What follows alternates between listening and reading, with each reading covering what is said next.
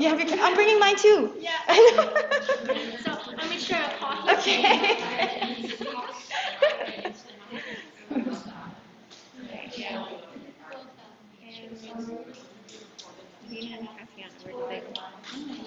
Oh, was that Tatiana? She was on the list.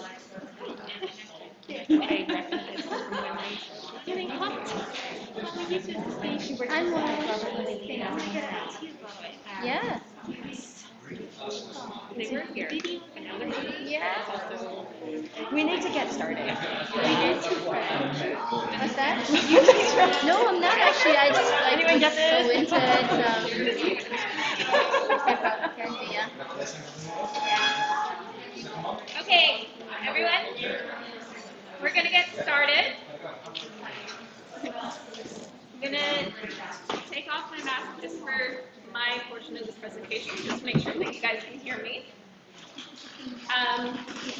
Thank you all for coming. I'm Melissa. I'm one of the clinical resource therapists with the BCH Long-Term Care and Assisted Living Professional Practice team. And I'm Jill. I'm also an OT clinical resource therapist with the BCH Long-Term Care and Assisted Living Professional Practice team. Thanks for coming.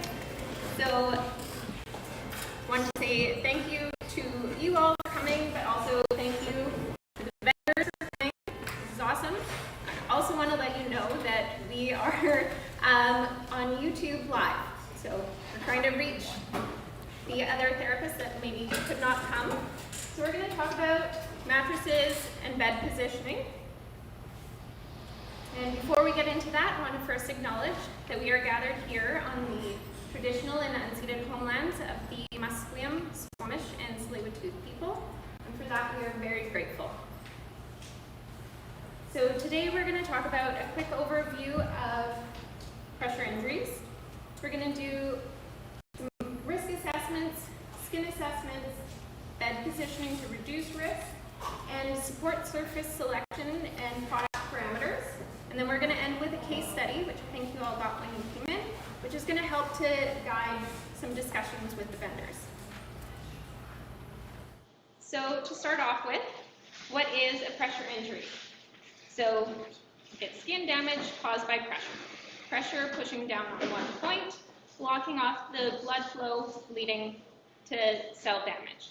So typically it's going to be over bony prominences, but that's not to say that that's the only place you will see it.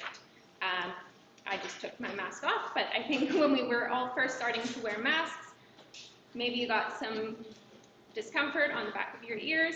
That was a pressure injury. So in long-term care, we use the Braden risk assessment. And that needs to be done within the first 24 hours of when a resident arrives. After that point, it will be done weekly for the first 3 weeks until the initial RI MDS. Then based on the overall score for the Braden, that will determine the ongoing frequency. So if they are at risk or moderate risk, it will only be done quarterly with the MDS. But if they are high risk or very high risk, then it will continue to be done weekly. So the frequency in which we do it is based on the overall score, but we really want to narrow down and focus on the different subscales. So sensory perception, mobility, activity, friction and shear, nutrition, and moisture. So mobility versus activity sound pretty similar.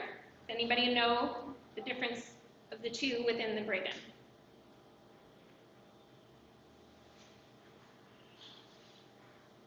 So activity is the degree of activity that we do. So are you getting out of bed to a wheelchair or to a regular chair? Are you able to mobilize? Whereas mobility is the ability to reposition.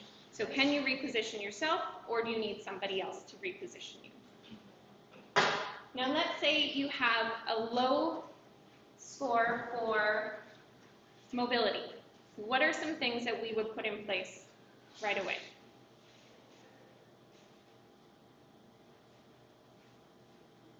So some basic things that we would do is put them in a wheelchair so that they're getting up out of bed. put them in a tilting wheelchair so that we can change that position for them. We also might look at different mattress options, different positioning, make sure that they are on a repositioning schedule so that we're not keeping them in one position all the time. One thing that is not on the Braden is skin tone. So we wanted to highlight that this is a really important thing that is frequently missed. So historically as clinicians, we've been told to look for a red spot. These are all stage 1 pressure injuries. So the lighter skin tone, you can see a red spot. This is an Asian skin tone. You can see that there's something there, but it's still not quite as obvious as the lighter skin tone. Whereas the darker skin tone, I don't know about you guys, but I can't see anything. So with the darker skin tones, we want to make sure that we are feeling the skin. Because of that lack of blood circulation, the areas that are subject to higher pressure will feel cold and they will feel hard. Sometimes you will also notice changes in color, but it will typically be more of a blue or purple rather than red. So we want to make sure that when you are assessing the skin, use natural light whenever possible. And people with darker skin tones, because we don't identify it, they are at greater risk of developing the later stages of pressure injuries. So we want to treat them as being at higher risk, put the prevention in early so that we don't have to worry about healing after. Some other things that are also not on the Braden are cognition. So sometimes our residents need to be reminded to reposition. They might be able to, but they don't remember when or what they need to do, so we need to help them with that. Previous skin injuries. Even after a pressure injury has healed, it will only ever heal to 80% of its previous skin integrity. And spasticity and tone. That's another one that's not on there. So when we have residents with contractures, that's going to increase their risk. So how quickly can a pressure injury develop? 2 days, 2 hours, greater than 24 hours but less than 48, or 2 minutes? What do you think? Hi, group.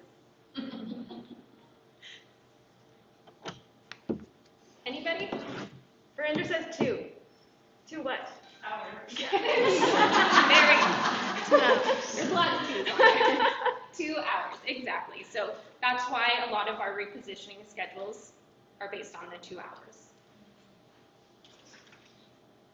So it's also very important that we do daily skin checks. So quite often it's not going to be us, the therapists, that are doing the skin checks, but we need to make sure that we're encouraging the care staff and that we know the results of their daily skin checks.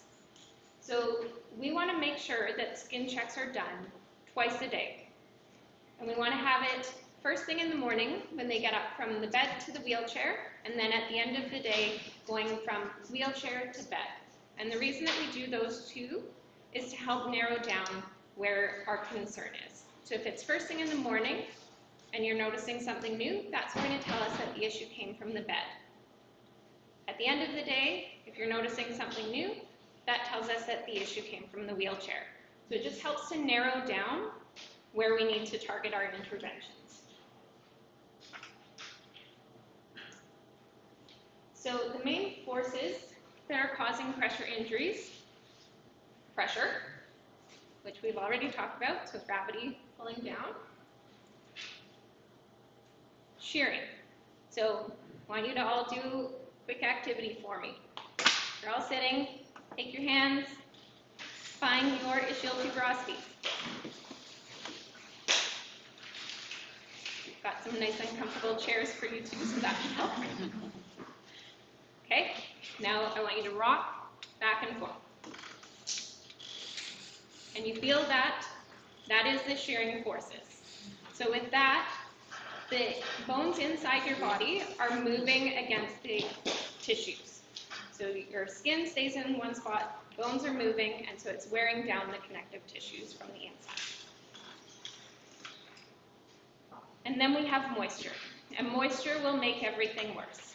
So when we have moisture, it will affect the outer layers of skin, which makes it so that the deeper layers are more susceptible to pressure and shear. The other thing about shearing is that it will double the impact of pressure. So we really need to make sure that we do everything that we can to reduce that movement. And friction is now considered part of shearing. So friction being the movement of two surfaces. So a common place that we find shearing is in bed, and when we're getting our residents up in bed. So the first thing that we want to do when we're going to sit somebody up in bed is we want to boost them up. And you don't necessarily want to boost them up to the very top of the bed. You want to look at where the bend point is in the bed and line that up with the hips, because that's our bend point. So you want that to be lined up. Then the next thing you're going to do is raise the foot of the bed and then the head of the bed. So that will create a block so they're not sliding. Lastly, you want to do a trunk release. Just looking forward and back, and that will prevent them from sticking to the mattress and again having those shearing forces. So when we're talking about pressure injuries, we also need to know about how they're measured. So with measuring pressure injuries, we're not the ones that are going to be doing the measuring. It'll typically be our nurse specialists in wound, ostomy, and continence care. Thank you. But it's important that we still know this so that we know how to read their documentation, how to communicate with the other care team, and also how to monitor changes. So measuring is done by looking at the shape, the length, the width, and the depth. With depth, you need to make sure that you're going to the deepest point. So in some cases, that can be through a tunnel. With that is called tunneling. And so tunneling will be a channel that is down, and it will be in one direction for each tunnel. It will go one direction. The next one is undermining. And so that is where the tissues recede underneath the skin. So you will end up with a bit of a shove. The thing with tunneling and undermining is the way that they're documented is based on a clock. So your head will be at 12 o'clock, your toes 6 o'clock. So in this case for tunneling, it is tunneling to 12 o'clock, and the undermining is to 6 o'clock. So for example, I'm just going to skip ahead in here.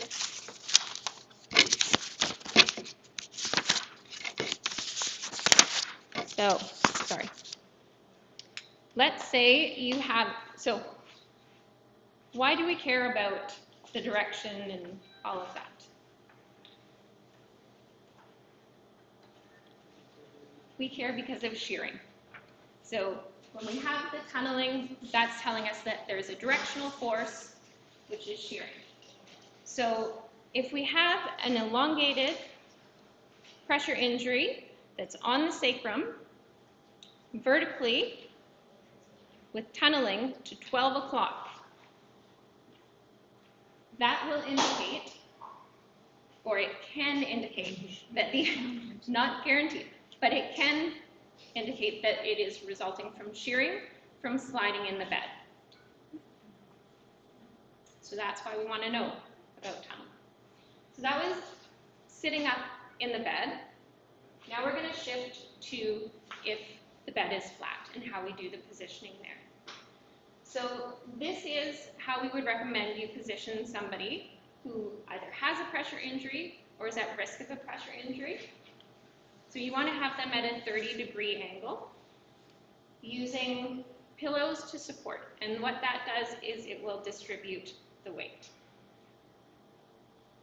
My experience in working in long-term care, we never had this many pillows available. So although this is lovely, it's not always realistic, and the pillows don't stay in place. They squish. They're not supporting the residents as well as we would like. So if you have somebody that you need to do all of this with, we would recommend actually getting different devices, some positioning devices to help support them. And the positioning devices will also improve comfort because it will provide better support. So what if your resident does not want to be repositioned? We don't want to give them the opportunity to say no. So we don't want to ask them, are you comfortable? Because if they are comfortable, why would they want to be repositioned? Instead, we need to focus on education. We need to educate the resident, and that education is likely going to be repeated frequently. So we want to say things like, it's time to be repositioned. Can I help get you up to the bathroom? Do you need a drink? We need to figure out why they don't want to be repositioned. So is it a matter of pain, comfort, or socialization? We need to look at the different occupations that they want to be doing and help make sure that they are able to still do those things within their repositioning schedule. So you can move the bed so that they can still watch TV or visit with a friend. If I'm going to be repositioning somebody and I'm going to look at the wall for the next 2 hours, I probably don't want to be repositioned. So that's what we want to do instead. Some people might still refuse to be repositioned. So as long as that's an informed choice, we've done that education, they're allowed to, but especially in those cases, we want to make sure that we do our support services.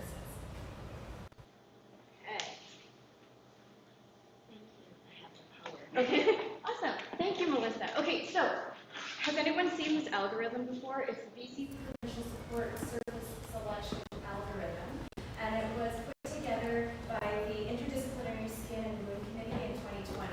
Okay, you can access the CLWK website, but it's on the resource sheet that we handed out to you too. This is a really great tool to help you decide if you need to use a more advanced surface support, okay? So just like Melissa said, repositioning is super important, but sometimes that's not enough. So this algorithm here is based on the subscales of the Braden scale.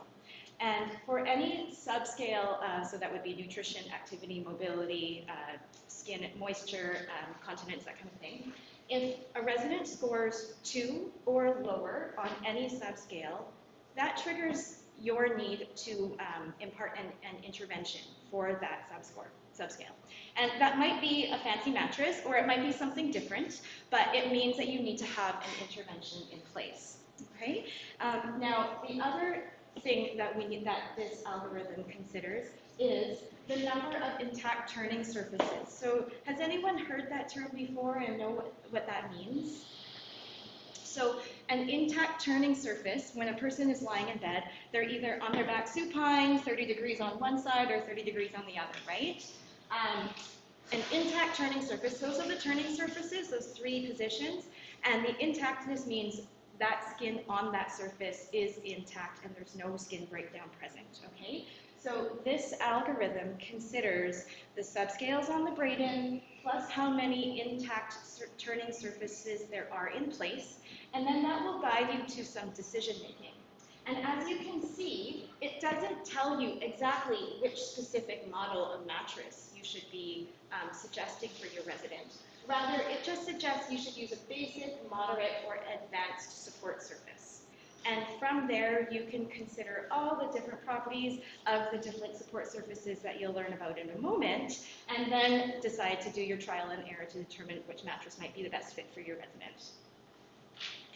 Remember that any of these basic, moderate, or advanced surfaces do not replace the need to reposition. Okay, so just because you've got somebody on top of the line, super fancy air mattress, they still need to be turned Q2 hours or whatever that plan is for the care place. Yeah, you like that. Okay, good. Okay, so another thing, when you are considering, okay, I need to get a more advanced mattress for my resident, this cute little mnemonic that Melissa found that is backed by evidence helps you to remember all the different factors that you should be considering when it comes to choosing a mattress. And the mnemonic is mattress. Okay? So the first thing you might want to consider is microclimate and moisture. So are those issues, heat, temperature, moisture, whether that be due to perspiration, incontinence, whatever that might be? And if so, you might want to consider a low air loss mattress to help manage the heat and the moisture.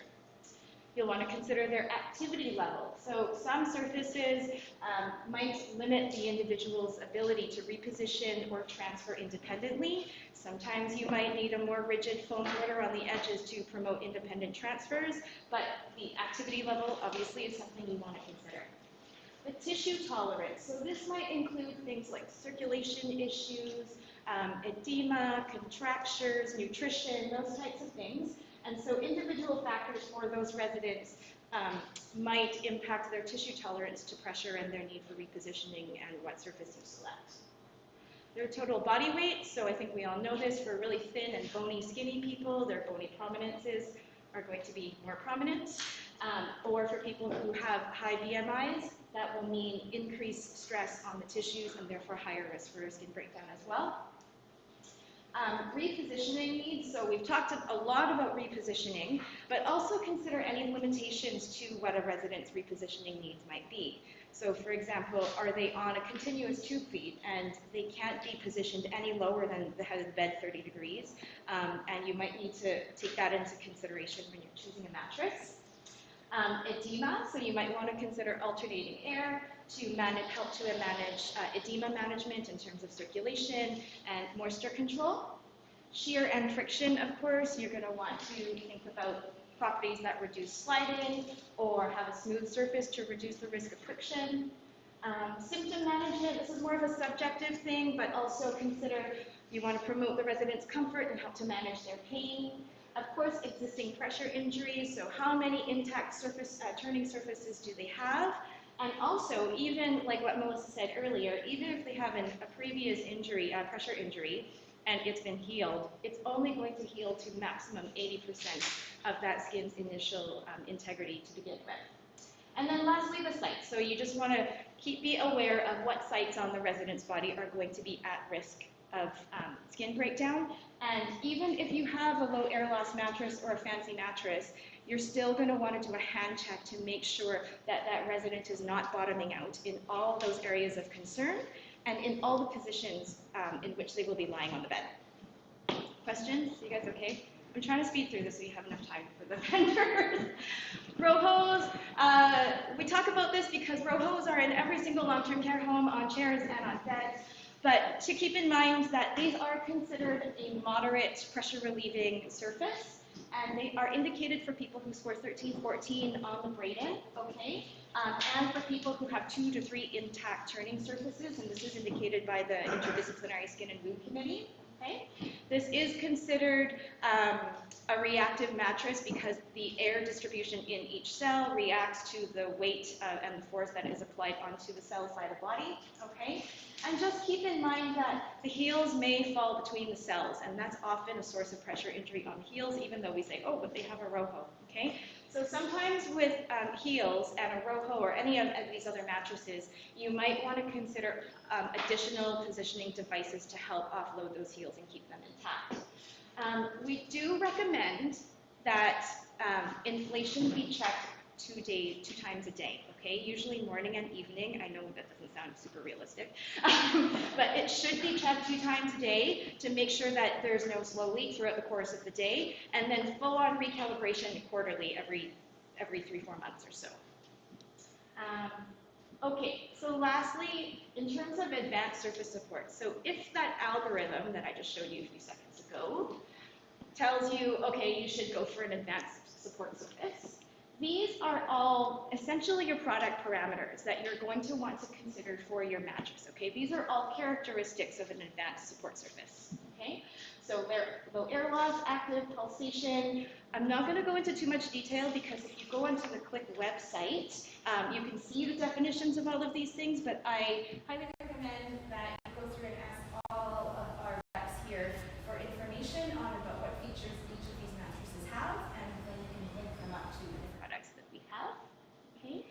But the only thing we can't stress more is that do not replace repositioning. We still have to reposition the resident on these mattresses. Okay, so we got a case study, and you should have a handout, and if you don't have it, you can go over to that table over there and grab one. This is a real life story, and very complex situation.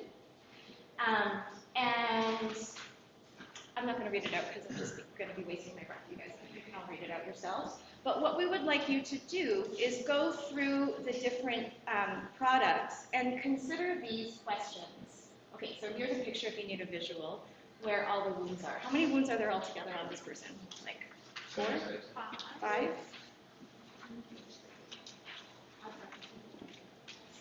So as you go, but with also lots of complicating factors, contractures, she's very skinny and bony, she's older, she's got psychosis, and she's on a modified diet. So considering all of this and where the wounds are, as you're going through all the different tables, consider what mattress features might be appropriate for this resident, how frequently does she need to be repositioned, and what additional supports such as wedges, bolsters, etc. would you recommend for her? And where would you put her? Yeah? Okay. And we also just want to say thanks to everybody, all the great members who came out to support us, and also some of the people who sent us samples that Melissa and I will show you all, but who couldn't physically be here today. Okay? Yeah. Do you have any questions so far before we break off? No? Great. Off you go. There's no flow, so just pick a table or pick some people and have fun. Thank you.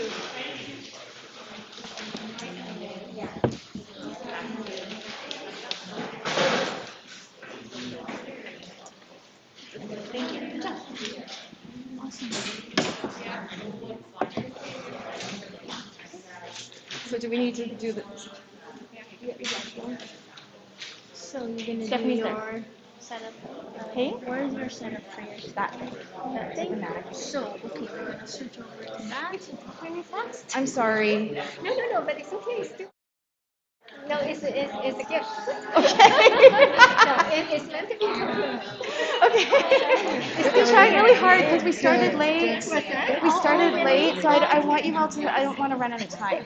No, Yeah. you're being nice. And I just drink a lot of coffee. So. See you guys. Thanks for the. I'll see you.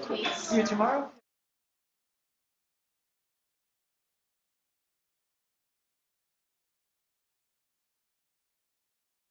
How it went yesterday. So right now.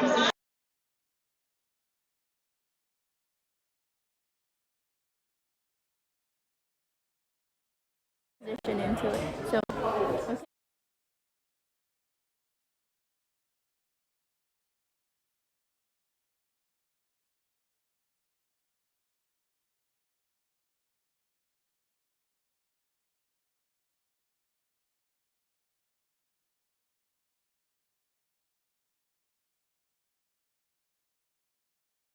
Okay.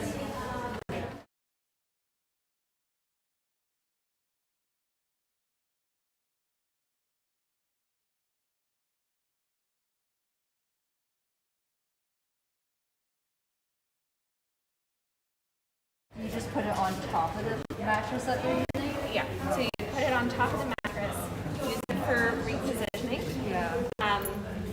The smaller sizes, we've also used as well for like when they're up in their wheelchair, they have that contracture to put there to help reduce that risk. So these are great.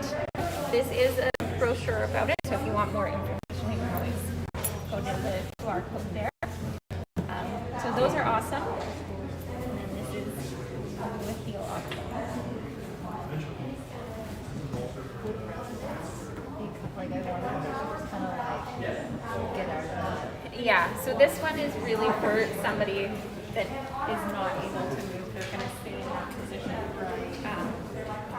You don't want them moving to the heels here or up here. So it is definitely for somebody not as well.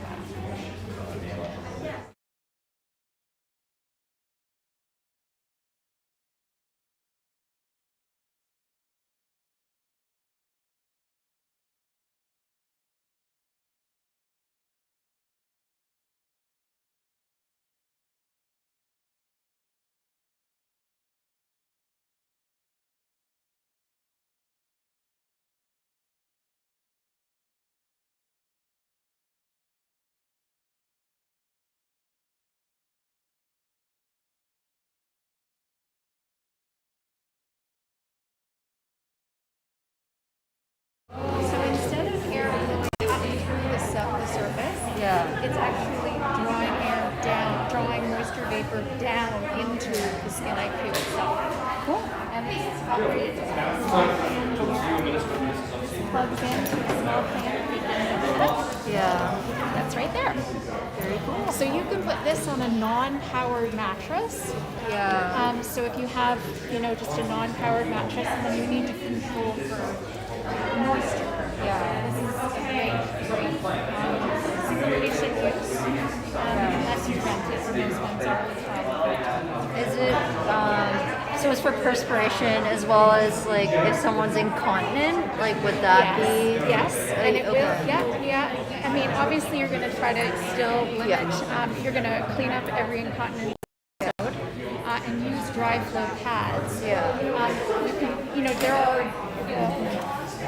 air permeable soap pads essentially that you can use with a skin IQ or low air loss. Yeah. And that's sort of a combination that still allows for the air to draw the vapor down. Very cool. Yeah. And then this is underneath. This is the Oralis. Yeah. And this is an alternating mattress system. It is smart set technology. You don't have to enter anything, no weights, no levels, nothing. Can I see the cells? Yes, Is of it course. possible? Yep, we can open them up for you. And find there's a few zippers because there's a few layers. Start here. It's the very bottom layer, right here. Oh. So this is a sub-layer. So this is actually a layer underneath the top cells. What are the top cells? I'm going to show you those. Oh, They're okay, in so- another compartment. Oh. There's a lot of zippers. Yeah. So here you can see the top cells for the ankle, and they alternate as well. So this is alternating right now. So the heel cells alternate. You also have, these are elasticized to help offload the heel area.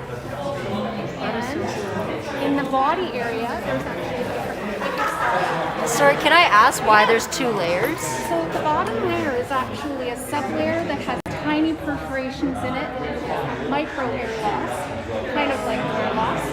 But it's not for keeping the skin cool and dry. It keeps the whole mattress cool. Okay, so this doesn't alternate. No. Okay, just the top. Just the top. And it prevents bottoming out. You bottom out onto an air surface. So this is really meant to save time for people in long-term care who don't have time to muddle around with it. It will self-set. You can adjust the amount of air in the cells overall by going up or down, like that. It also has features like Instaflate, which will firm up all the cells for some procedures. And then you also have, so it's in alternating mode right now, but you also have constant low pressure mode if somebody doesn't like the sensation. Cool. Yeah. And then this is all treatment for pressure injuries. This is prevention. So this is the SEM scanner. So this is the AirtoSense scanner, which will detect subepidermal moisture. So when we're talking about cell death, when you have the inflammation and just pointed out there, moisture goes to the area, rushes to the area, fluid, and this can detect that. So we use this on any press I did. It's on the other thing where it says where the streaming thing is. biocapacitance. It tells us exactly if there's too much fluid in that skin or that bone. It means that a pressure injury is already starting. This can tell you that 5 days before you can see it. Oh, interesting. So you could prevent entirely having pressure injuries at all. And then it's also great for monitoring when people come into your facility and say, okay, let's see, does this person have high cellular subepidermal moisture measurements? They're actually a delta of the different measurements you take. If somebody has a high SEM delta, say in the ankles when they come from a hospital setting, then you know, okay, they came with this. Now we're able to use these different things, implement different treatments, whether it's raising the heels, booties, this can help you make that decision objectively because it's an actual measurement. Yeah, super good. We're really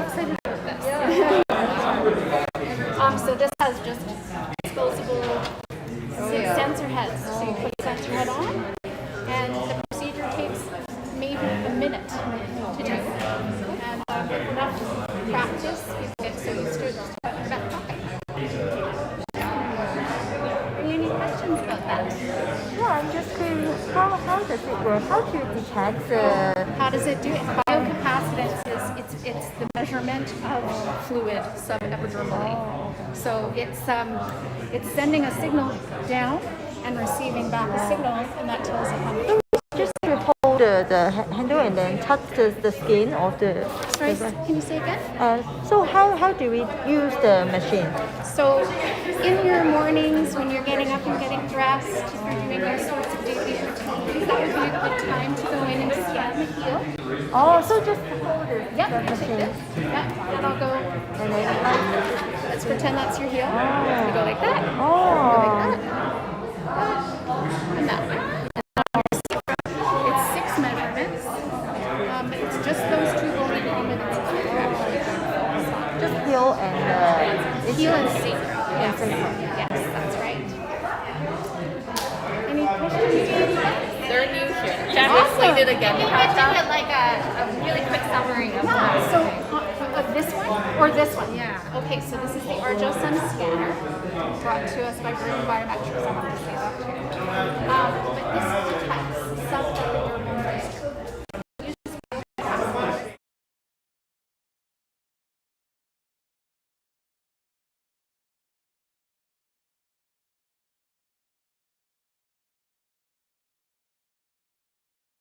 Yeah, talk louder. Okay.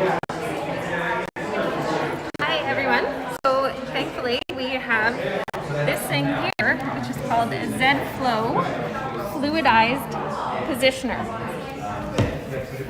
So this is filled with gel, and there's some little tiny beads in there.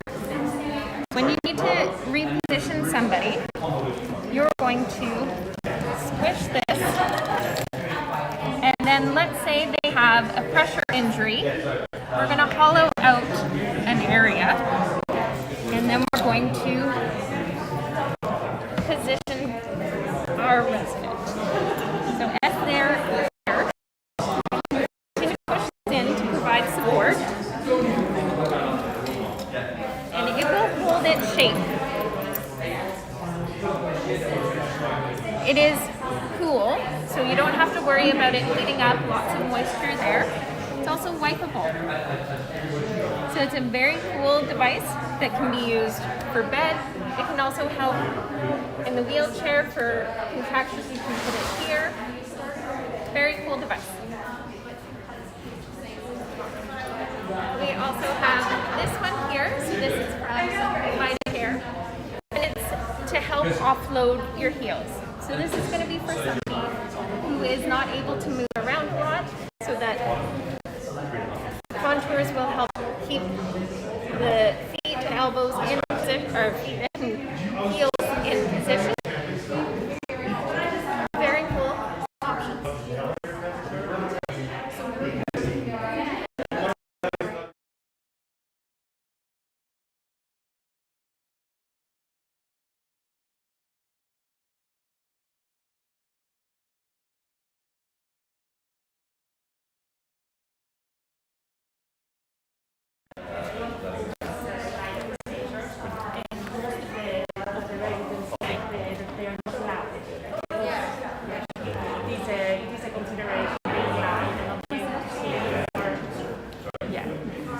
And the other big difference with both of our company in general is, so our manufacturer makes all of their own parts in-house. Everything from the mold, from the casing, to all the small parts that go into it, they make everything in-house. So there's a high level of QA there. The only thing they don't make is the pump, which are imported from the United States over to Taiwan and then back to Canada. Those are by an American company called Amitech, and they're the leading pumps in the world. So very quiet pumps. They're also very durable and low maintenance. So in terms of maintenance, all you have to do is take this out about once every 6 months. You can rinse it under warm water and then you just pop it back in. That's the only maintenance that's required. And then if they're in a private home, you'll easily get 5-6 years without there being any need to do anything. If they're in a long-term care home or facility, they often get dropped They get ran over by the hospital bed, so things break. But we stock all of the spare parts in Surrey, British Columbia, and we can ship out to the care providers right away. So if it does get dropped and it's broken, they're pretty easy to fix. They're really designed to be on 24 hours a day, 7 days a week for many years at a time, which is quite unique in terms of a medical, even for a medical product. So, I missed part of it. yeah. Would you mind repeating what is the auto detect feature? Yeah, of course. So the main features, and you can come play around if you like. So the first thing you always have to do is hold the lock button. So you do that, and now you can control the unit. So auto detection is just pressing these two together, and now it's detecting the height and weight of the patient if there was a client on there, and it sets the pressure automatically for you. It says so that, okay, Yeah. okay. So that was really a big breakthrough that our manufacturer made a number of years ago, and that feature is on both of these surfaces. And then so after that, then you just lock it back?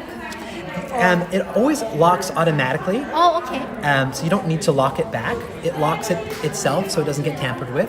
So it'll bring you to what it thinks is the optimal pressure for the client, but you can make, then the client might want a little more firm, a little less firm. So you can customize it? And then you just use soft and firm to make changes once it's finished. Okay. Yeah. So that's like auto detect. So then you can imagine your residence set. You can adjust it slightly. And then the only other thing you have to select is which mode you want. So there's 3 modes. Alternate is going to give you the best clinical benefit. Of course. That's when 1 in every Yes. 3rd cell is alternating. Yeah. Pulsate is when all the cells reduce pressure by 30% before coming back up. And then constant low So pressure. every 2 minutes, right? Just now. Oh, sorry, that's gone to pulsate. autophone. Yeah, so you can select your cycle time. So if you're in Pulsate, for example, you can select your cycle time. Okay, okay. Yeah. Okay. So for all the modes, you can select Okay. cycle time. Okay. Yeah, and then CLP, that's designed for residents that they can't stand the pressure Right, changes, yeah. or they're in palliative care, or they're hypersensitive. Yeah. So it just Yes. brings you to a static And surface. is it the whole mattress is like that? Like, does it have any borders? Oh, in terms of I'm which just ones thinking of alternate? Oh, any of them. So no, there's some. So one of the main complaints that residents could have is that they feel seasick or nauseous. So what we've done with this surface is the top 3, they remain always inflated. They don't alternate. So your pillow section is static, Okay. which we've got really good feedback for, and that's for both of our ones. The alternating pressure happens from here on. So right now, this one's down and this one's down. The other reason that patients can feel nauseous is with all of our competitor surfaces, you're being pushed in a little bit of a wave as the mattress goes through its cycle. You're being pushed, you're changing elevation slightly as it goes through the cycle. So what we've done is our cells fully inflate before the next segment of cells goes to alternating pressure. And what that does, it allows your resident to remain in a static position. They don't change height. So with the static section here and remaining at the same height, it's they're very comfortable mattresses. Heel spread has a low profile of cells. So if you're lying, so it's slightly lower. Okay. Offload the heels a little. Right. And the other thing we've added is sometimes residents will say they feel cold if they're elderly and frail and it's the middle of winter. So what we've done to address that is we've added a valve here, and you can select a warm air mode. So in warm air mode, the cool air comes from the bottom, while the warm air comes through this valve, through the cover. And that brings up your temperature by around 3 or 4 degrees. Interesting. So the cover closed air too. If you're in the normal mode, cool mode, the cover wouldn't have air going That's through. right, yeah. Only if you select warm, it's pushing warm air through the cover to bring up that temperature a little bit and make it a little more comfortable. So it's a high mattress. It's a mattress replacement system, 10.5 inches high, and it's designed for stage 1 to 4 injuries. So clients with even stage 3, stage 4 bony prominences, there's a lot of room for offloading. The cell entirely deflates, so there's 8 inches here to offload. So these are our 2 most popular mattresses in our line. Oh, so what's What's the difference? Sorry, I missed the lower cost one versus this one. Of course. So this one is for stage 1 to stage 4 injuries. It's a high airflow rate. This one is for more high risk to stage 1 pressure injuries. It's a low airflow rate. So this is pushing out 8 liters of air per minute, and this is pushing out 1,000 liters of air per minute. A lot, yeah. So this is classified as a micro lower loss versus truly low. It's the same system. Very similar. Okay. This is using a blower to generate that higher airflow rate, Okay. and this is more like a compressor. Oh, okay.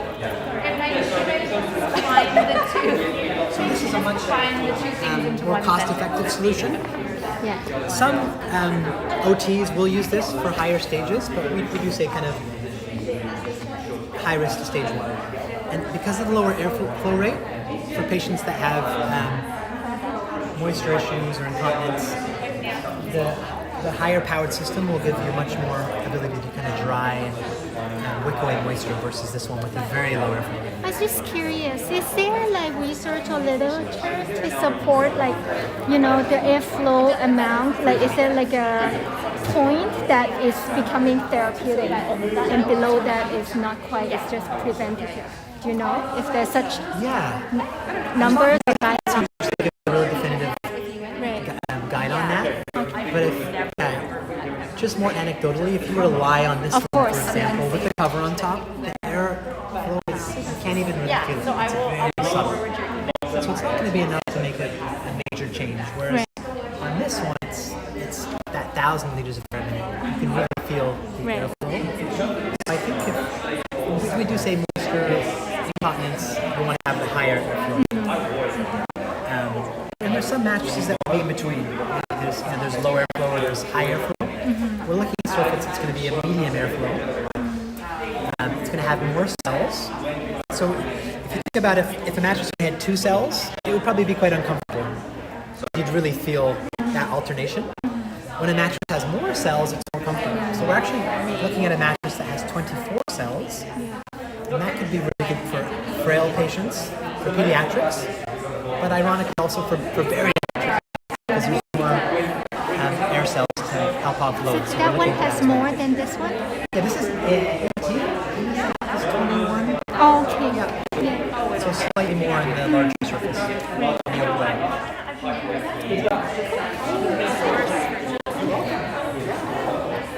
It's a really quick rundown. I went to in community. I'm in this.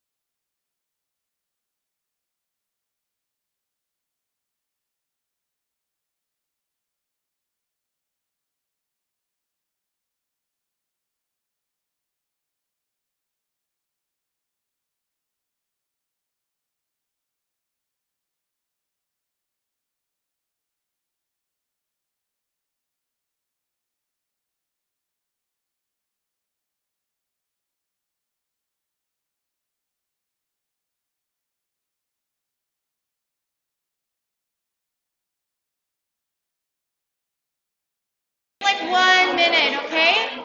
Thank you. Oh, now it's getting sunny. Still pouring. It's springtime. It's springtime.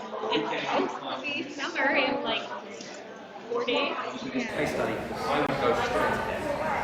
If they can't tolerate themselves, they can't tolerate anything with respect to that, then I would go to one of these when you comfortable checking time away.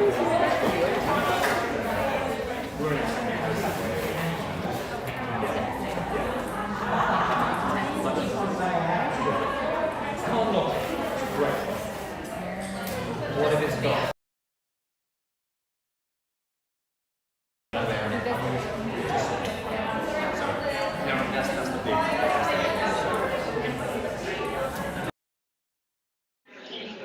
Yep. That's okay.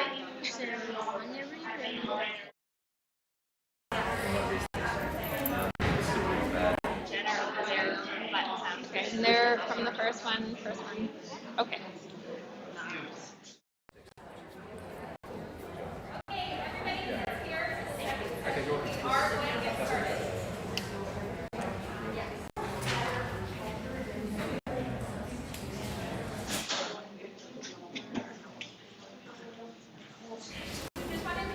By saying, I'm going to take off my mask so you can hopefully hear me a bit better.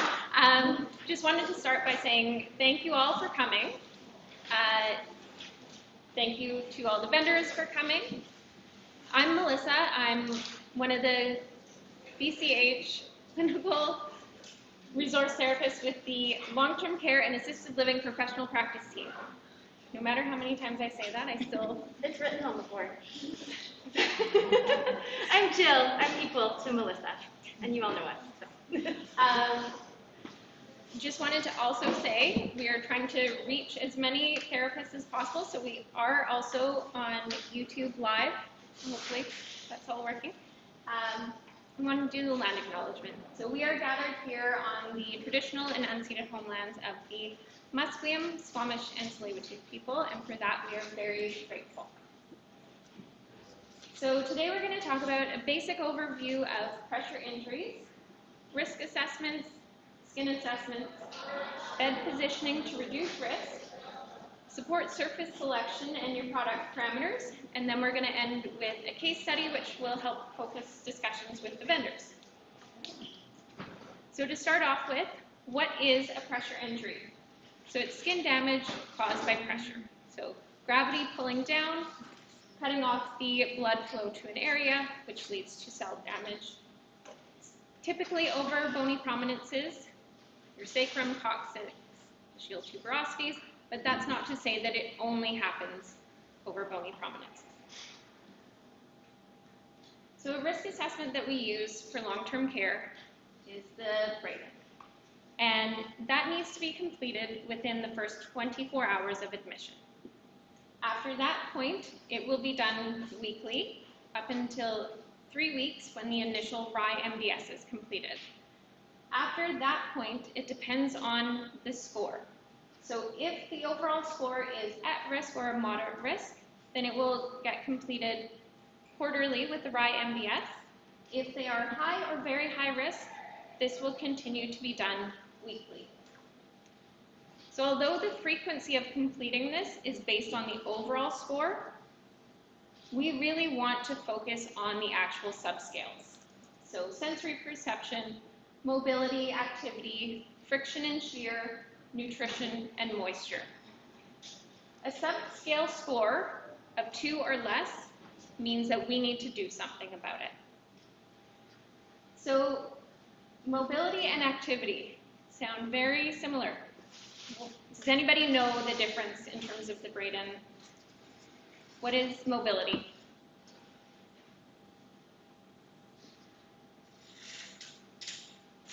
That is the ability to reposition. Can they reposition on their own? Do they need support?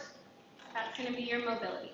Activity is the actual degree of activity that we can do. So are they able to be up and mobilizing? Can they get up to a chair or a wheelchair? That's your activity. So if somebody has a low subscore for mobility, what are some interventions that we would put in place? It's not a trick question. It sounds like it is. You do it every day. Repositioning schedule? Repositioning schedules, absolutely. Anything else? So we want to get them a wheelchair. So we want to have them get out of bed. If needed, we might look at getting a tilt wheelchair and changing that position throughout the day, having the repositioning schedule.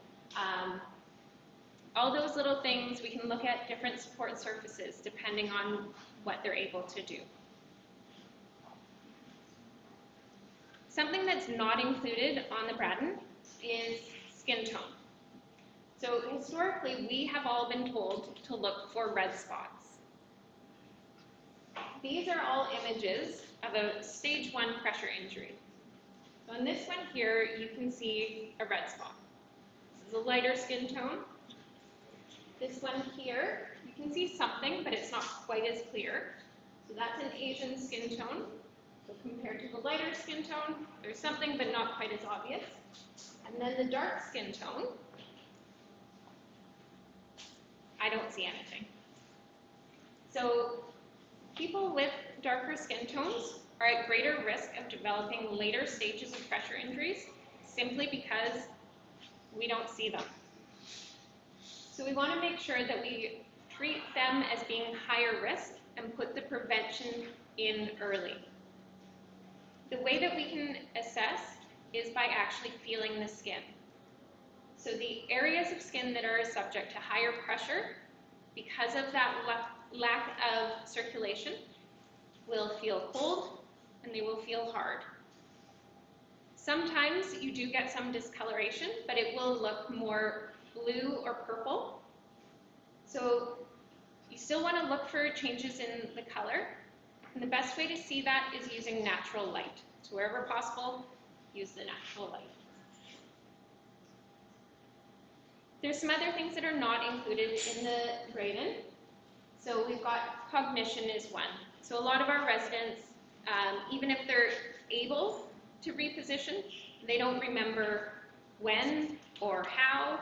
So we want to make sure that we're helping and supporting them there. Having a previous pressure injury is another risk. So even after your pressure injury has healed, it will only heal to 80% of its previous skin integrity. So it's still going to be at greater risk of reopening. Spasticity and tone is another one.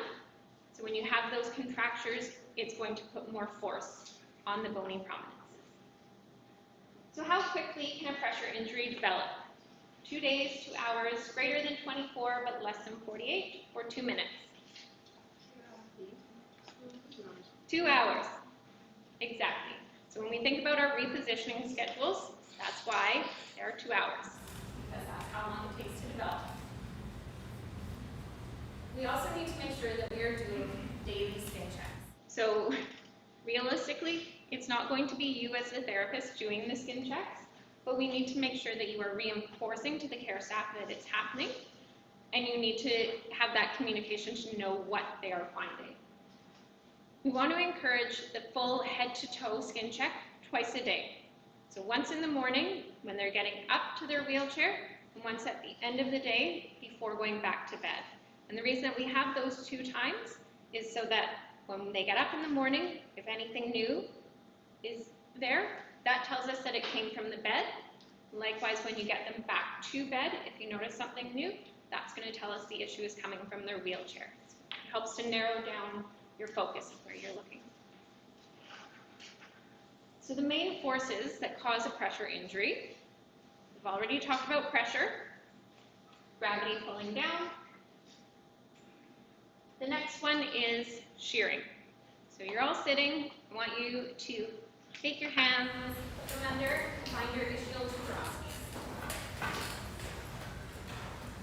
Okay? Now, I want you to rock back and forth. You can give those nice comfortable chairs help. So that's shearing. So the bones rub against the connective tissue, your skin's staying where it is, and so that shearing is breaking down the connective tissues from the inside out. And then we have moisture, and moisture will make everything worse. So affecting the outer layer of skin will make the susceptibility to shearing and pressure worse. The other thing is shearing will double the impact of pressure. So they all play together and make each other worse.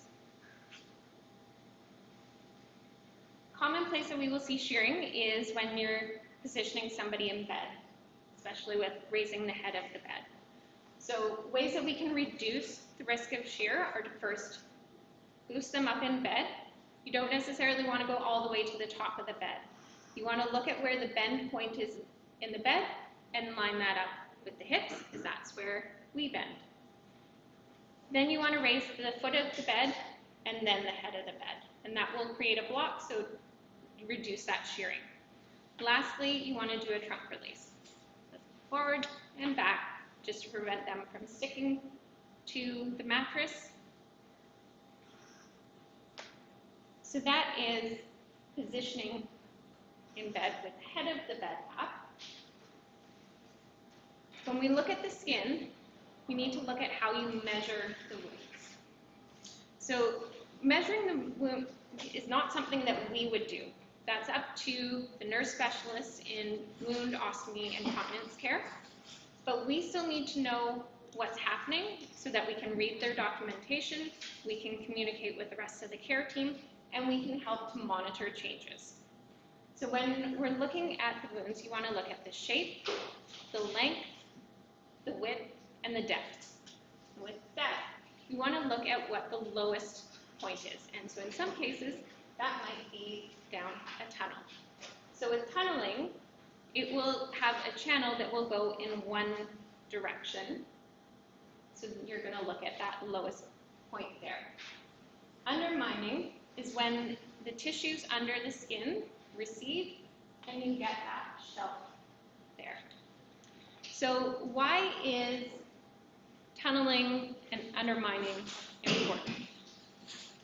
When we look at them, we look at the direction in which they are tunneling for undermining. So the head is going to be, considering the clock, 12 o'clock. Your feet, 6 o'clock. So in this example with tunneling, it is tunneling to 12 o'clock. The undermining is to 6 o'clock. The reason that we care about that direction is that it implies that shearing is taking place. So shearing has that directional movement. That's why we care about this. So for example, let's say we have an elongated wound on the sacrum vertically, and tunneling is to 12 o'clock. That might tell us that the issue is from shearing from sliding in the bed.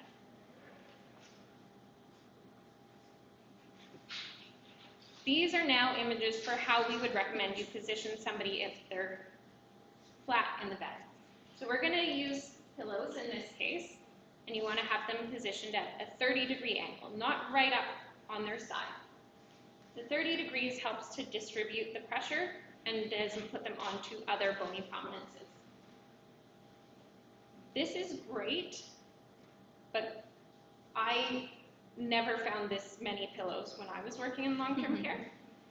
So if you have somebody who is at risk or has pressure injuries and you need to do something like this, we would really recommend getting some positioning devices. So the positioning devices will hold their shape better. Because they're going to hold their shape better, they will also provide more comfort for the resident. So what if the resident does not want to be repositioned? So we want to avoid asking them questions where they can say no. So you don't want to say, are you comfortable? Because if they say, yes, I'm comfortable, why do I want to be repositioned? So you want to change the way that we ask the questions to it's time to be repositioned. Can I help get you a drink, get you up to the bathroom? We need to focus on the education for the resident so they understand why they're being repositioned. That education is going to happen regularly, frequently, just making sure that every time we are reinforcing that. We need to also look at why they're saying they don't want to be repositioned. Is it pain? Is it comfort? Is it socialization? We need to deal with that so that when we are repositioning them, we're still enabling them to do their occupation that they want to do, even though they're being repositioned. So I'm not going to reposition so I'm looking at the wall for the next 2 hours, because then no, I don't want to be repositioned. But maybe move the bed so I can still watch the TV or visit with my friend.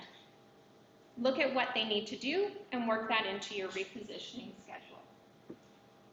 Some people might still say, I do not want to be repositioned. In that case, we need to make sure that they are making an informed decision. So all those education pieces have been in place, and if that's the case, we need to make sure that we are looking at the different support surface options. Thank you. Okay, so repositioning is key, but sometimes it's not enough. So has anyone seen this algorithm before, BC Provincial Support Surface Selection Algorithm? You can find it, it's in your resource on your handout. It's on the CLWK website. This was developed in 2020 by the Interdisciplinary Skin and Wound Committee, and it's a handy little tool using the Braden subscores to help you decide what degree of support surface might be beneficial for your resident, okay? So it looks at two different things. It looks at the subscales of the Braden.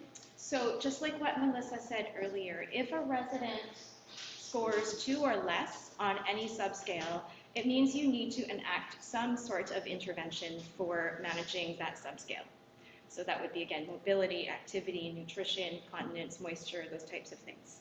It doesn't mean it's going to jump straight to getting a specialty mattress. It just means you need to have some sort of intervention in place to address that low score. The other thing that this algorithm considers in mattress selection is the number of intact turning surfaces.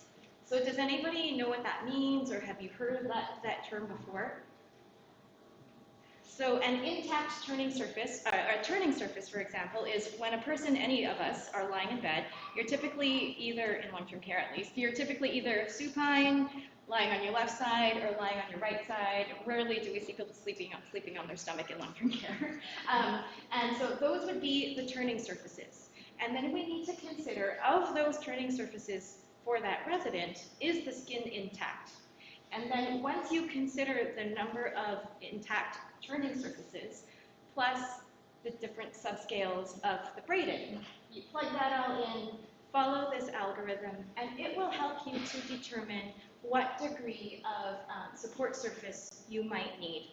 It doesn't tell you specifically what model of mattress you should choose, but it tells you whether or not the resident might need a basic, moderate, or advanced mattress. And then you can consider other factors that we will discuss next to help you choose more specifically which mattress you need. So this is a really handy tool, and you can get it off the Click website. So when you are considering what type of mattress you want to make sure you've considered all the different factors that are in play with mattress selection. And so we found this handy little mnemonic called mattress to help you decide what mattress to pick, okay? So the M of mattress stands for microclimate and moisture. So here you might want to consider a low air loss mattress to help manage the microclimate.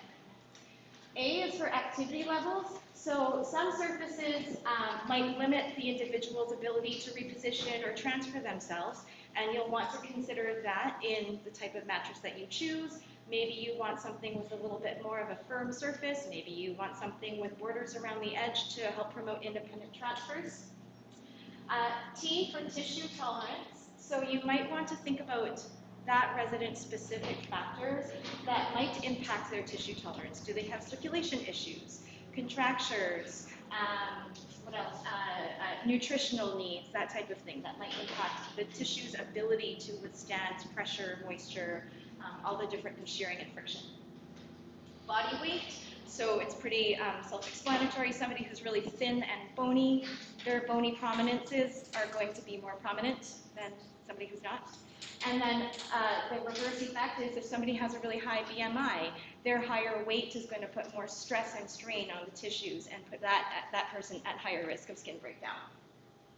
Repositioning needs. So consider that resident's ability to reposition, but also any limitations to their ability to reposition. So for example, some people might be on a continuous tube feed and they can't go any lower than 30 degrees of the head of the bed for that reason. And that's something you might want to consider when you're doing a surface selection.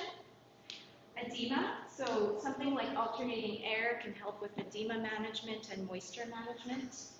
Of course, shear and friction, you'll want something to reduce sliding or might have a smoother surface or a more of a creative surface to help managing shear and friction. Symptom management is a little bit more subjective, but you always want to pick something that promotes comfort and reduces pain. Existing pressure injuries, again, you want to consider those intact turning surfaces. Where are the current wounds? And also you want to consider where the old wounds are. So if a person had previous wounds, they're now healed. Remember that those are really high chance of reopening again because that tissue is only 80% as good as its original state. And lastly, the sites. So of course you want to consider on the person's body what sites and what areas of the body are at highest risk of skin breakdown. So Roho mattress, we're going to talk about this. This counts as like a moderate pressure relieving mattress. Other types of moderate pressure relieving mattresses might be something like you'll explore Alex's Blake over there. That would also be considered a moderate pressure relief, okay? But we like to talk about Rohos because you see them everywhere, on wheelchairs, on beds, in all of long-term care. So this would be indicated for somebody who scores 13, 14 unabraided, okay? And or for people who have already a pressure injury, but they still have 2 to 3 intact turning surfaces. Okay? There's no weight limit, and this would be considered a reactive mattress because the air cells react to the force that is applied on the body, and then the air is redistributed throughout. Okay? One thing to note is that heels might fall between the cells of a Roho, and so just because you have a Roho but the resident has skin breakdown on their heels, you might want to consider additional positioning devices to help offload those heels, because that is one indication of Rohos. And another indication is, of course, if somebody has like unstable spinal fractures, you probably don't want them on some sort of unstable mattress as well. You want something a little bit more firm.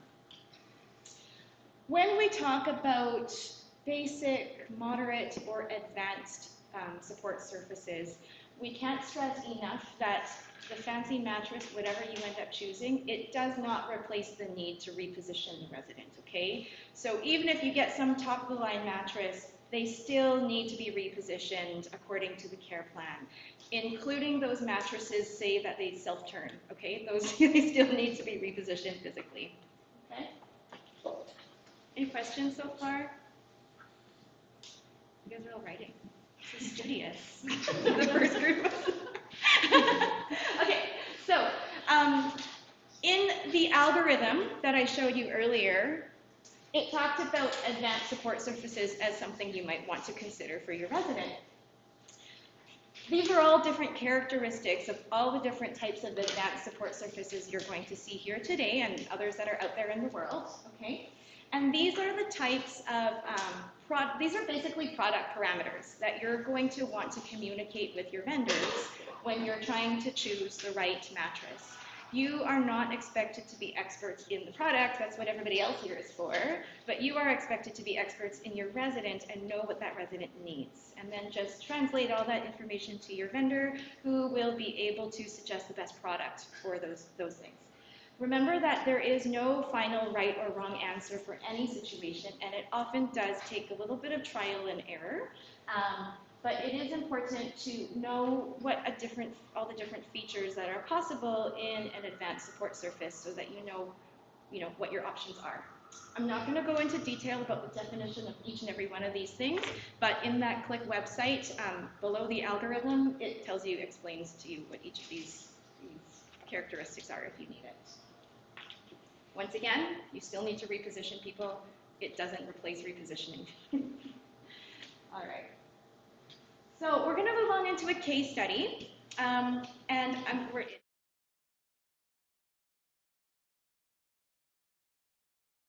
and it's a very complex situation. This resident is 89, she's got complex medical needs, and I think we said there's 5 wounds altogether, right? 2 bilateral heels. Bilateral heels, yeah, okay. So in addition to lots and lots of complex positioning needs. And then below on your handout, it also has the subscales for this resident on the rating. As you go through the different vendors and exploring all the different products today, I want you to keep this case study in mind, just so that you have a way to focus your learning on and bring it back to either this case study or a resident that you have right now on your caseload that you are working with, okay? But the types, there's a picture of where all the wounds are, if you want to see.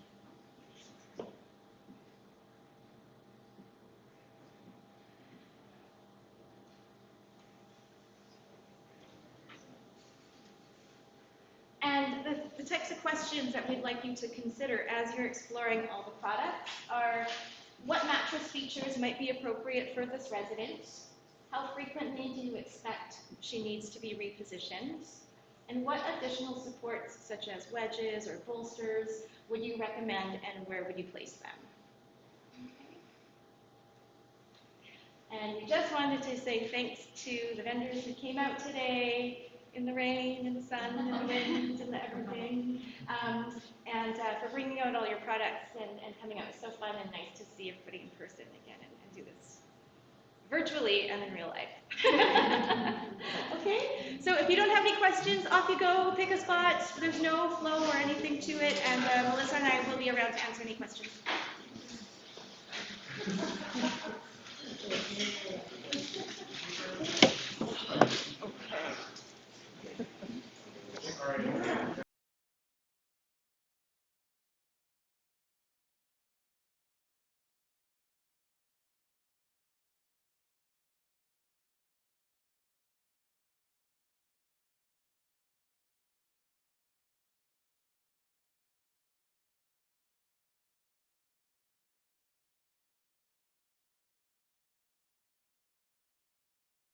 Thing does. You put it on the bed surface, so you can put it on the mattress, and you can velcro it to the side of the bed.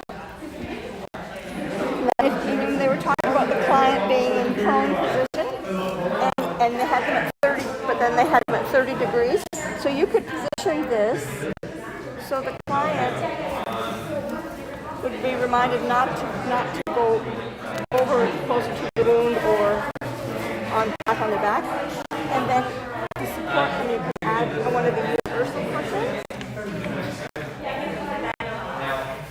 and then the nice thing is you can put the sheet right over it, so then you have the all the positioning pieces and the sheet is over and the client lies on the sheet as normal.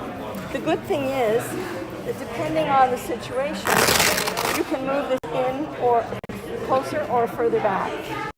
We also have an anti-fall system that's similar to this that works on the whole mattress.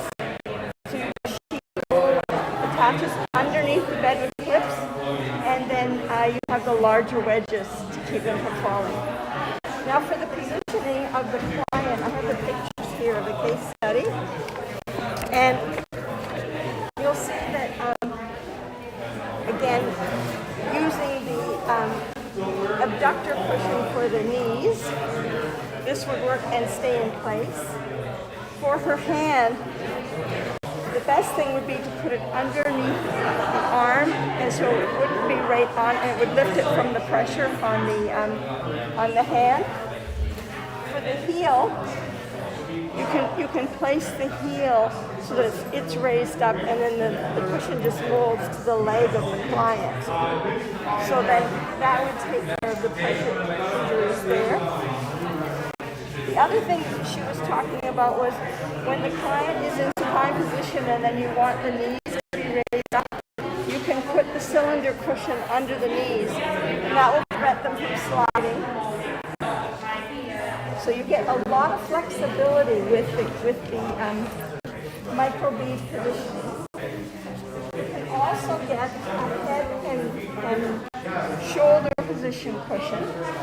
So it works very nicely for them. You can leave it open or you can snap it.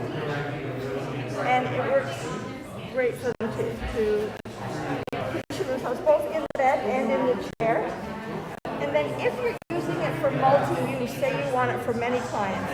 Now all the fabric meets California standards 117, similar to our wheelchair cushions. So it meets all the regular standards and fire retardancy.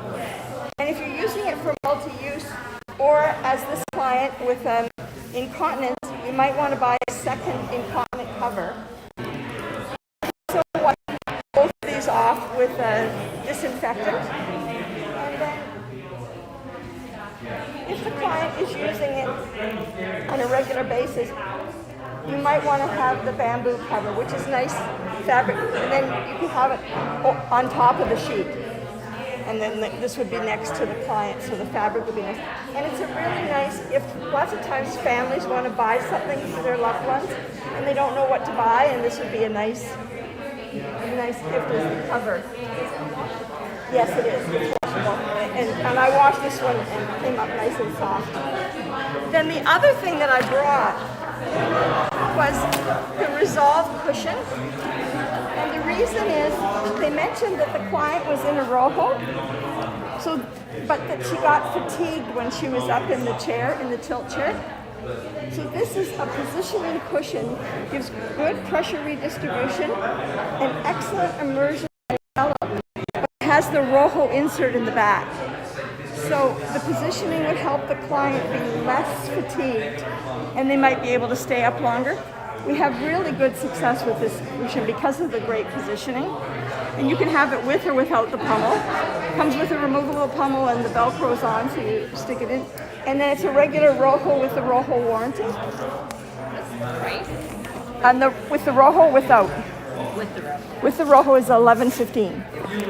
Comes with a full rojo, and you get to choose whether it's single or bilateral. And you can choose 3 or 4 inch cells. The valve is on the side, so you can easily inflate the cushion. So as they were mentioning, they want to inflate it on a regular basis and test it. So that works extremely well. It's aluminum in the positioning and then foam over the aluminum. You can also get it without rojo, and it's called a regular Resolve. It started as a custom cushion, the Fusion, and then so many therapists in BC wanted it to be off the shelf. So they worked with us, and now we have several models that are off the shelf. And it's right in the order form. Also, if you fill in the information in the little card, we're going to do a draw for one of the centers, and we'll give an eval cushion to the center. And then if you guys are wanting to trial any of these, come through HB. Yes, Nicole's from and we HB. can bring them out and trial like this equipment as well. And they do a lot of the Resolve cushions. They've had great success with that. You're welcome to sit in it. It's not easy on this chair because of the angle. And then we have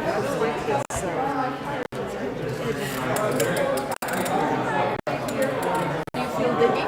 Yeah. Well, it's too small for me.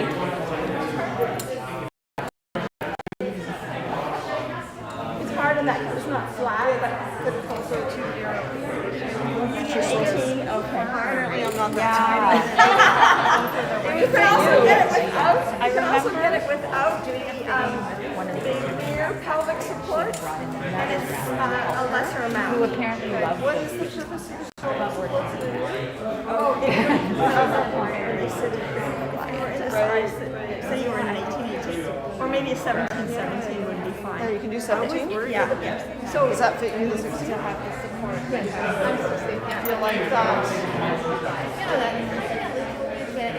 Right now it's good, but maybe if I keep using that for a longer term, it might be a little bit tight. You just tried to tell me you were 16. Yes, I think, yes, I'm not 16 anymore. That's true. Both sides too, right? And we do the tilt and the So what you're trying? Does it come in different? Yes, all the. This is 16. It's just the chair is not a good chair for sitting, but.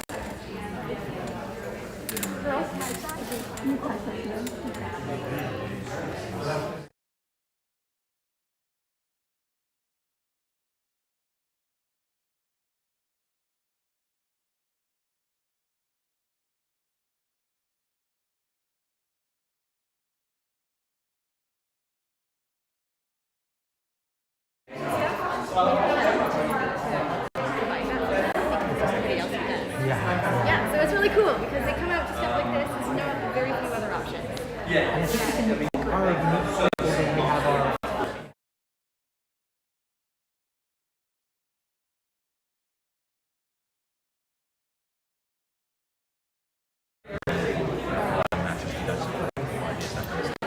Yeah, that's what's coming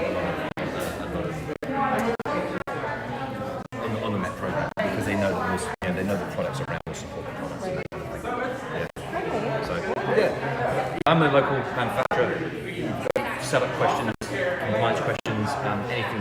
Let me know. Take my card. And I'm glad to help you through. I know you've got the history of people and vendors working out there, but we've got any specific product-related questions for us. Okay. Yeah. Cool. What about, okay, so then as far as anything else that's kind of ministry related, actually maybe tell me the difference when someone would have like the smaller column versus the... Indeed, yeah. Yeah. I can show you that. So this is what we're famous for. We're a gel company, and as you see on the card, I'm a gel enthusiast. Right. We make this stuff. Right. Okay. This is geomatrix gel. It's a solid gel. Yeah. Because it's a solid gel, I can engineer shapes. And when I say smarter people package, we can engineer shapes into it. We can make shapes into it. Yeah. Essentially we've got three different products. This is the pillow top. This is our cushion gel. And then this is our mattress gel. And the difference being it's 1.5 inches tall over 1 inch tall. So we just have more stuff to immerse into. And how it works is we apply pressure, and let's say that these are my ITs. As we apply pressure, the columns collapse. Yeah. We share that with the neighboring cells and columns. And that's how we manage the peak pressure points. And then with the columns and movement underneath, we get that shear reduction of lateral movements or an oscillating propulsion in a wheelchair cushion right now, right? So we get that shear reduction that we've got movement on the materials and not our bone moving on a solid surface. So with that undermining is gonna, we're eliminating that factor. So with that in mind, those three products, where would we kind of tell you where you're going to use it, to be honest. Top dressing on a lot of our wheelchair cushions. We use the inch tall stuff, soft, medium, and firm. And if you actually give them a squeeze, you can tell the different densities of this. So we'll layer these up for different weight capacities of the cushion. Oh, okay. So these would be higher risk people who don't need as much positioning, shape, contouring within a wheelchair cushion. And then the sort of stuff in mattresses, just because we have that more immersion, so we have that 1.5 inches, we get more immersion into it. That's kind of how things work. Looking at this going, okay, why have I got this stuff in the heel section down here? That mattress gel is 1.5 inches. Yeah. Foam is less expensive than gel. If I was to run that gel all the way through, it would just make a more expensive mattress. Right. And we were trying to keep to a certain price point from previous generations without raising things too much. So that's why we did the memory foam.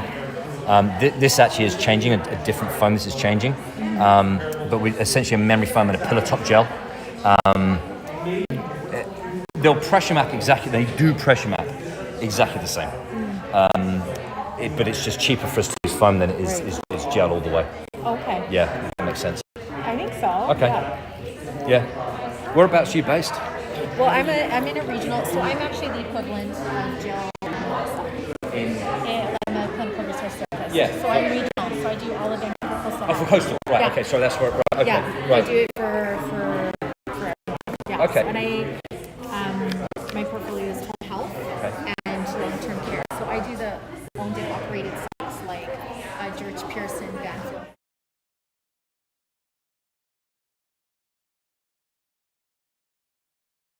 The private ones. Private ones. Yeah. Right. Yeah. They're operating the coastal. Yeah. Yeah. Okay. Right. Yeah. Okay. So, anyways, yeah. So it's like providing support and education to the therapists. Right. Yeah. For sure. So I just got a call last week.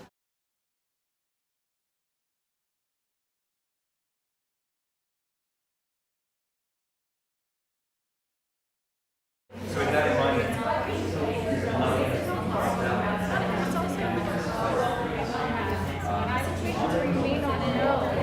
So we went into actually a long-term care facility where we did scanning in the morning after getting dressed, and they were found ambulatory people actually had elevated sensors.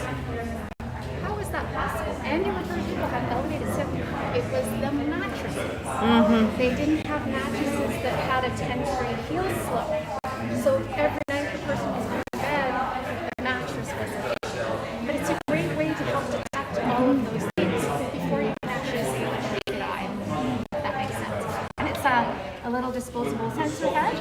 Goes on, clicks onto there, and then again you're just going to do 4 spots on the ankle, and then 6 spots on the knee. And why is it just the ankle and the sacrum? Because those are the areas where the bony prominences exist, where the skin can actually experience that cell death because of compression. Can't try it anywhere else. It hasn't been validated for that. It's only for those bony prominences. Okay. Yeah, but it nicely fits into either your morning routine getting dressed or your bathing routine during usually about twice a week in long-term care. And that's, you rent a scanner essentially, and then you buy sensor heads. Very cool. Yeah. What does something like that cost? So it's going to be different because it's the newest, it's new in the market. We have never sold that in Canada. Okay. So it's being established, but this for rent in a long-term care facility. We're thinking rental might be best. This is about $400 a month to rent. 400 a month? 400 a month. Okay. The sensor heads are about $17 each. So they are sold in cases of 200. And they're one-time use disposable, or are they? Can we dedicate one to one resident? No. I see. Okay. Yeah. Same person. Okay. Same time. Okay. Any questions? This would be so good for also for people who are independent. I'm thinking like spinal cord injuries. You know, like who are independent, who really want to monitor and take control over their own. They can't see their sacrum. They can't feel their sacrum or something like that. You know. Yeah, exactly. I mean, if they have the ability to do so, right?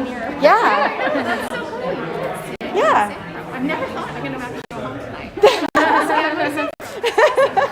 Yeah, absolutely. There's so many ways that we're gonna see this because it's taking our stance.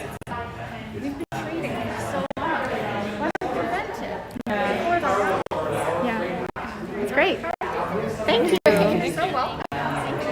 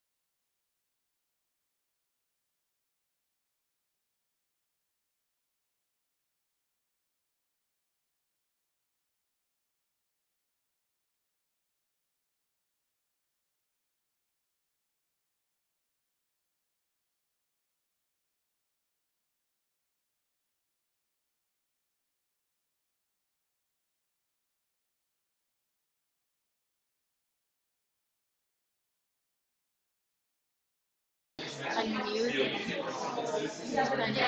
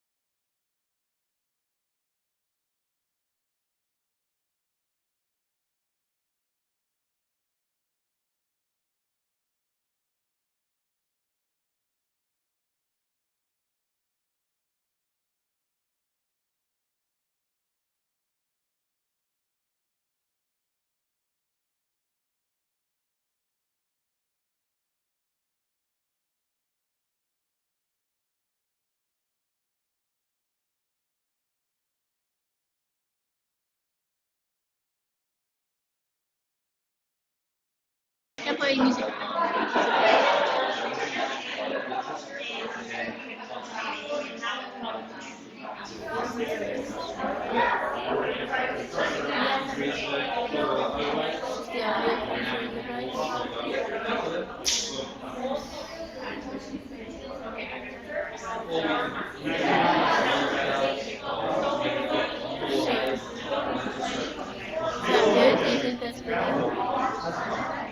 I'm gonna say this with this, and then I'm gonna say thank you.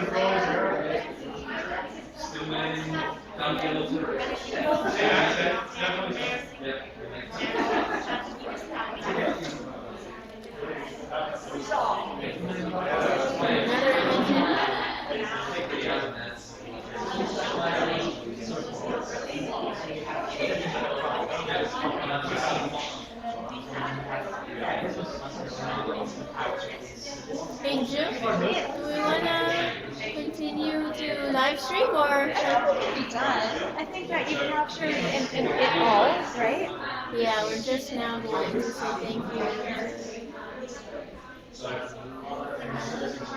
Sponsors and stuff.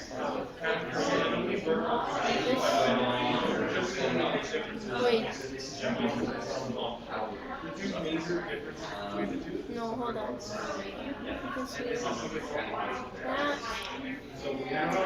This. And then the thank you.